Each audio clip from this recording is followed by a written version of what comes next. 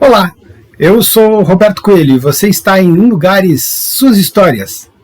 Vem pra cá, vamos aprender um pouco.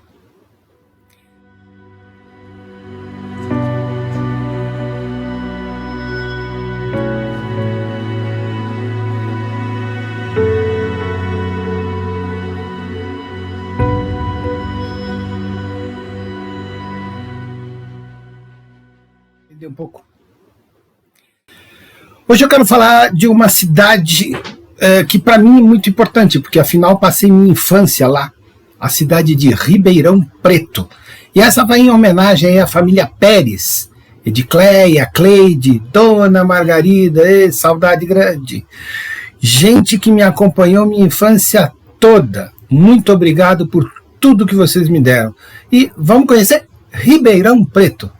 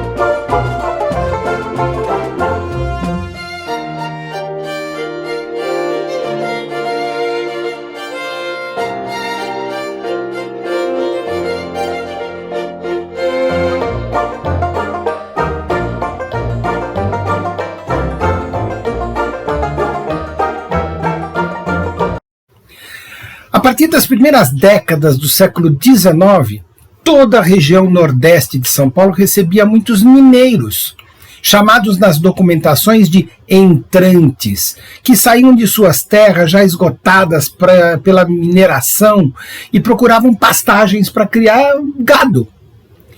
Pouco a pouco, os entrantes foram se tornando mais numerosos e se espalhando pelo chamado então sertão paulista, ocasionando então a formação de diversos povoados, rotas de ligação ali na região, o restante então da província de São Paulo da época. No caso específico de Ribeirão Preto, várias fazendas se formaram a partir dessa migração contínua, posteriormente então dando origem a um povoado e aí então ao município. Data de 1811, o primeiro grande registro de um povoamento mais concentrado ali na região, então do que a gente chama de Ribeirão Preto, né? Teriam sido reunidos ali para construir, sabe o quê? Uma capela, em honra de São Sebastião.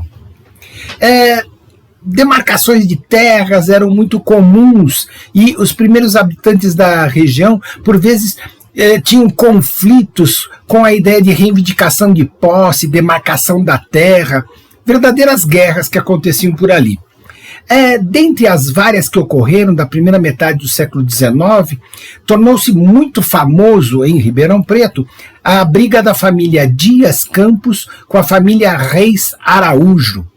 Por sua vez, isso só acabou sendo definido de fato quando então o Reis Araújo adquiriu definitivamente as posses das terras do Dias Campos, né? Então com isso acabava aquela briga, aquela guerra por demarcação de terra. Sempre foi uma constante ali naquele início de município. Segundo consta dos registros, os donos das terras, então o senhor José Mateus dos Reis, proprietário então de uma fazenda chamada Fazenda das Palmeiras, ele doou terras no valor então de 40 mil réis, com a condição de que aquele terreno fosse feita então uma capela em louvor a São Sebastião das Palmeiras.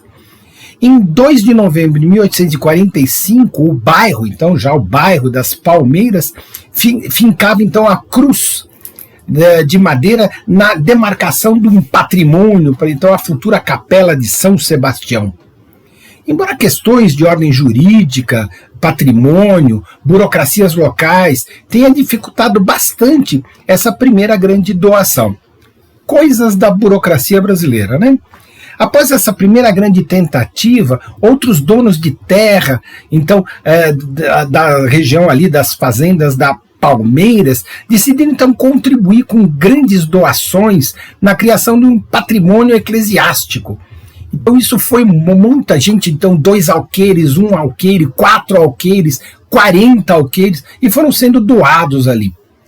Em 1853 e 1956, outros fazendeiros empreenderam doações, de forma então a garantir a formação do patrimônio.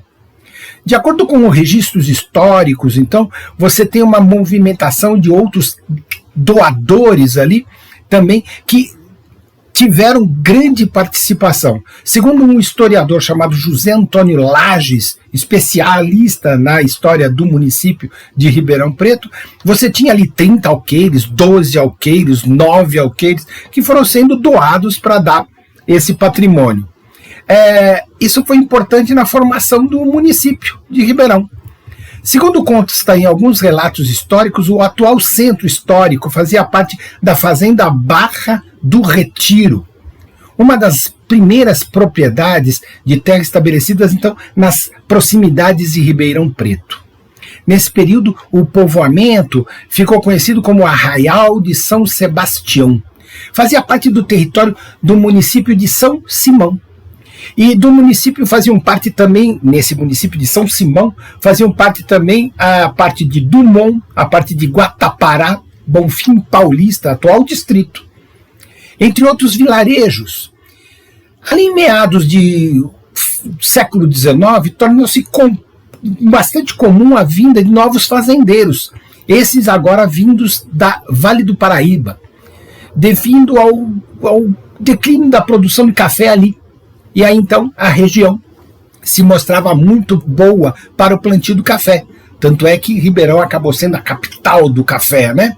Passaram, então, a fazer parte dessa economia regional. A data de criação do município, 19 de junho de 1856, foi decidida somente um século depois. Sabia? Por uma lei municipal, no dia 24 de dezembro de 1954. Olha só que coisa, né? As burocracias brasileiras, né? Baseada no estudo, então, de um historiador, o Osmani Emboaba da Costa. Nessa data, então, se oficializou a escolha do local do patrimônio de São Sebastião, formando aí, a partir de doações de terras de proprietários, então está lá registrado. Devendo, então, ser construída uma capela, não é? Num ponto mais alto entre os ribeirões do Retiro e do Ribeirão Preto, 2 ribeirões. Olha só que interessante, durante um bom tempo, esses 2 ribeirões eram a função da cidade, né? De acordo com a tradição oral, a capela foi destruída por um incêndio. Embora a data não se saiba direito qual foi essa data, né, mas há um outro local para a construção da igreja, então ela passa a ser a matriz de São Sebastião. O templo recebeu a provisão da bênção em 9 de janeiro de 1868. E aí, então, essa freguesia contando com essa ideia toda. Durante um bom tempo, por conta de estar entre rios, Ribeirão Preto recebeu uma ideia de um nome para a cidade, a Vila Entre Rios.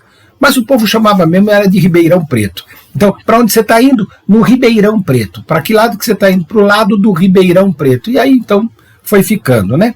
Como era São Sebastião, então São Sebastião do Ribeirão Preto. Um importante fator que contribuiu para o crescimento da cidade foi a chegada da linha férrea Mogiana, 1883. E isso fez com que houvesse uma grande expansão da área ali da cidade de Ribeirão. Ribeirão foi uma das primeiras cidades a abolir a escravatura, antes mesmo da Lei Áurea, porque a migração grande de estrangeiros acabava sendo melhor do que a ideia de manter escravos em seus locais, né, em suas fazendas. Vale destacar que em 1879 a família Dumont muda de Valença, no Rio de Janeiro, para Ribeirão Preto, onde se estabeleceu numa fazenda, a Fazenda Arieduva, ocupando então o plantio do café, através então da imprensa Dumont Coffee Company. Trazidos então o seu jovem, o Henrique Dumont, e aí então o Alberto Santos Dumont. Após uma viagem da família realizou a Paris, o idealizador de Santos Dumont começou a despertar para a área aérea mecânica, principalmente o motor de combustão interna. Culminou então na invenção do avião por parte dele, né? Então, a construção do balão primeiro, e aí depois a ideia do Demoiselle ou do 14 bis, que são aviões que foram feitos pelo Santos Dumont.